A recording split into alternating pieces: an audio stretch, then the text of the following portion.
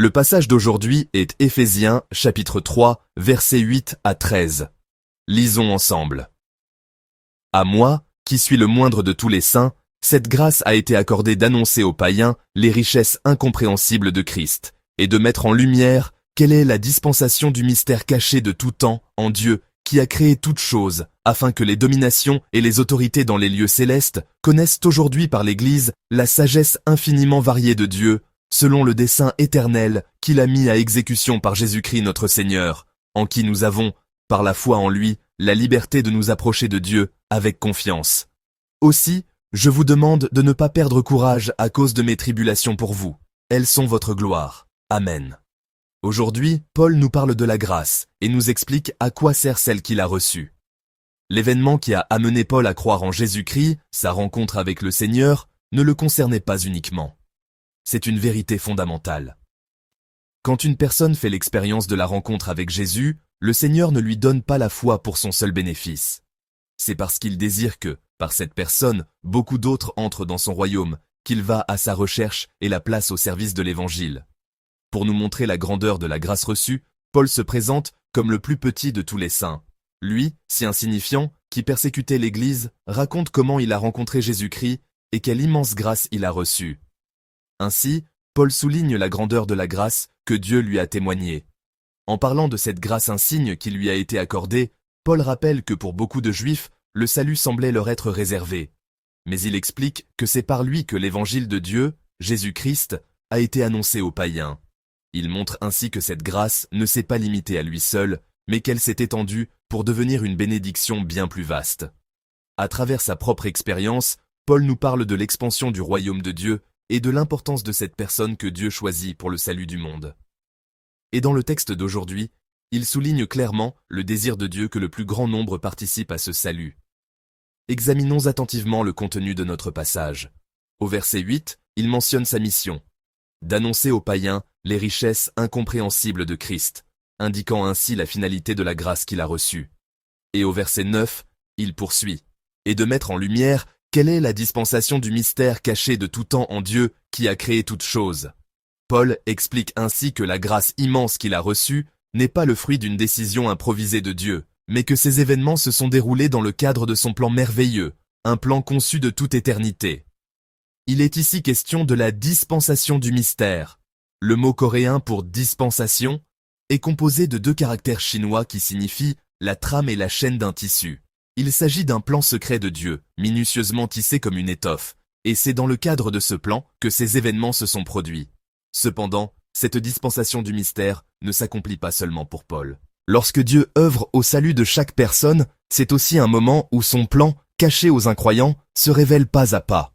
Lorsque Dieu nous a conduits à Jésus-Christ, dans ce lieu de salut, il a accompli cette œuvre dans le cadre de ce mystère caché en lui de toute éternité.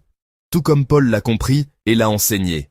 Mais Paul explique que l'accomplissement de ce mystère ne s'arrête pas à l'individu. Il révèle à l'église d'Éphèse que la grande grâce qu'il a reçue est aussi une mission confiée à l'église tout entière. Au verset 10, il dit « Afin que les dominations et les autorités dans les lieux célestes connaissent aujourd'hui par l'église la sagesse infiniment variée de Dieu. » La grâce qui a permis à Paul de rencontrer Jésus-Christ et d'entrer dans le salut s'est étendue à la mission d'annoncer l'évangile aux païens. Mais cette grâce ne s'est pas arrêtée à lui. L'évangile annoncé à tant de gens à Éphèse, pour la plupart d'anciens païens, signifie que, de même que Paul a été l'instrument de l'expansion du royaume de Dieu, chaque membre de l'Église est désormais appelé à œuvrer à son tour pour cette même expansion et pour l'annonce de Jésus-Christ. Ainsi, Paul fait clairement comprendre aux membres de l'Église d'Éphèse que c'est désormais à eux d'œuvrer pour le royaume de Dieu et la proclamation de l'Évangile. Et au verset 11, il ajoute « Selon le dessein éternel qu'il a mis à exécution par Jésus-Christ notre Seigneur, montrant ainsi aux membres de l'Église que cela aussi fait partie du plan de Dieu. » Cependant, bien que tous sachent que l'Évangile doit être prêché par l'Église et que cette mission doit être accomplie, diverses épreuves et souffrances surviennent aussi. Dieu est toujours avec ceux qui annoncent l'Évangile, mais il ne leur épargne ni la douleur, ni les épreuves, ni les difficultés. Paul, conscient de sa propre situation, nous savons que la lettre aux Éphésiens a été écrite en prison, encourage et console les Éphésiens en leur disant ceci au verset 12. « En qui nous avons, par la foi en lui, la liberté de nous approcher de Dieu avec confiance. Puis, au verset 13, il ajoute « Aussi je vous demande de ne pas perdre courage à cause de mes tribulations pour vous. Elles sont votre gloire. » Pourquoi subissons-nous des épreuves, des tribulations et des difficultés en annonçant l'Évangile et en faisant l'œuvre de Dieu? Pourquoi ceux qui annoncent l'Évangile ensemble se disputent-ils parfois? Et pourquoi des incompréhensions surviennent-elles parmi eux? Premièrement, si Dieu se réjouit grandement de la prédication de l'Évangile, il y a une puissance qui s'y oppose farouchement. Les forces du mal, sous l'autorité de Satan, ne se réjouissent pas du salut des âmes et ne supportent pas que nous annoncions l'Évangile.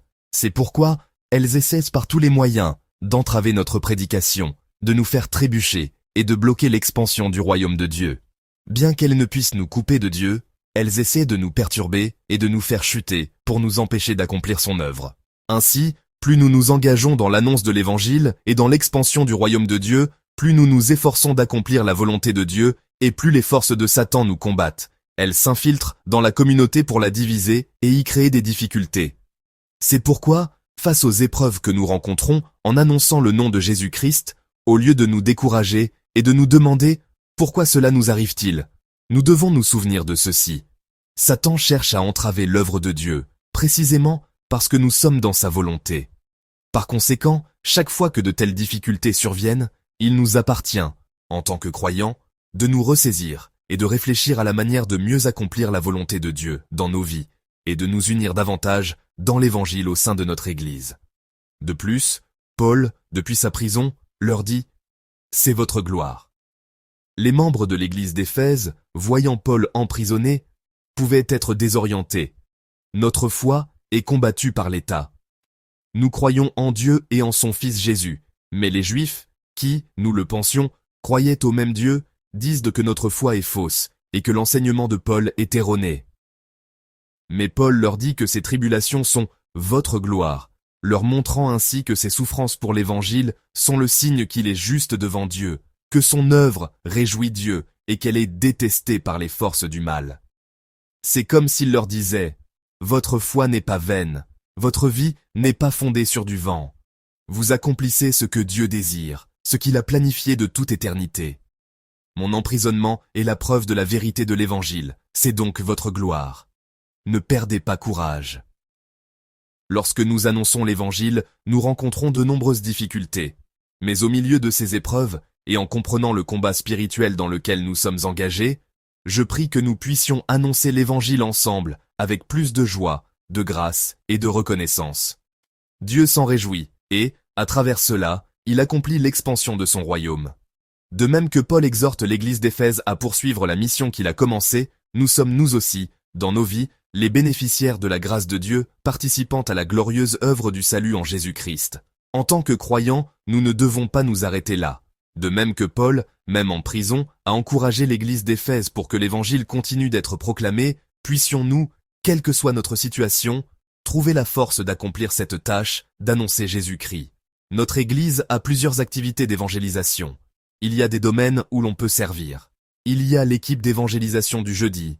Il y a aussi le club Bonne Nouvelle du Ciel, qui annonce l'Évangile aux enfants. Si certains accomplissent l'œuvre merveilleuse d'annoncer l'Évangile à titre personnel, il y a aussi des moments où l'Église unit ses forces pour le faire. C'est une tâche qui incombe à l'Église et qui requiert la participation, l'intérêt et la prière de ses membres. Cependant, en accomplissant cette œuvre, les difficultés ne manquent pas. Parfois, nous sommes poursuivis en justice. Parfois, des gens publient des messages sur Internet pour nous calomnier et nous dire d'arrêter. Parfois, sur le lieu même de l'évangélisation, ce que nous distribuons nous est jeté au visage. Il est possible d'annoncer l'Évangile avec joie, mais il n'y a pas que de la joie. Il faut parfois endurer l'humiliation et il y a des situations où, comme l'évoque le texte d'aujourd'hui, on peut se sentir découragé. Sur le terrain de l'évangélisation, on se demande souvent « Est-ce cela, la tribulation ?» Pourtant, si nous persévérons à annoncer Jésus dans la rue, c'est parce que la grâce que Dieu nous a accordée est immense. Paul ne pouvait cesser d'annoncer l'Évangile tant la grâce qu'il avait reçue était grande. La tribulation qu'il endurait devenait même, disait-il, la gloire de l'Église d'Éphèse. Animés par cette même conviction, n'hésitons jamais à annoncer l'Évangile. Si possible, je vous encourage à participer à cette œuvre d'évangélisation. Si possible, je vous invite à prier pour cette œuvre. Si possible, je souhaite que tous nos membres puissent apporter leur aide selon leurs moyens. L'évangile de Dieu doit être annoncé. La grâce de Dieu doit être partagée. Quand la grâce de Dieu reste en moi seul, elle demeure stérile. Mais lorsque Dieu nous a donné l'évangile, c'était pour que nous le partagions. Une flamme isolée ne reste qu'une simple flamme. Mais si le feu d'une allumette se propage, il grandit. Si le feu du Saint-Esprit en moi, le feu ardent de la grâce de Jésus-Christ, ne reste qu'en moi, il s'éteindra lorsque ma vie s'achèvera. Mais si le feu en moi allume la mèche de mon voisin, s'il embrase le cœur de quelqu'un à côté de moi, alors ce feu grandira de plus en plus. C'est la caractéristique de l'Évangile. Une flamme initialement petite peut devenir un immense brasier à mesure qu'elle se propage.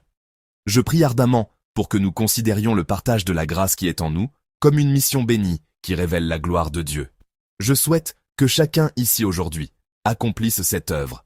Plutôt que de nous passionner pour les choses de ce monde, puissions-nous devenir des personnes capables d'annoncer avec sincérité et ferveur le Jésus-Christ que nous aimons, la grâce de Dieu qui nous a sauvés.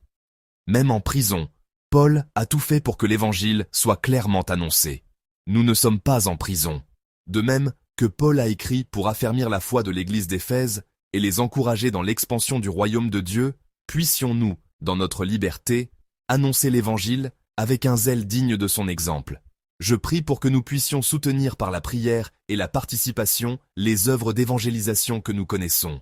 En particulier, alors que notre pasteur émérite annonce l'Évangile avec zèle au sein du groupe Umoha, prions pour cette œuvre, espérons qu'elle porte des fruits merveilleux, et soutenons-la tous ensemble, en tant que membres bénis de cette Église.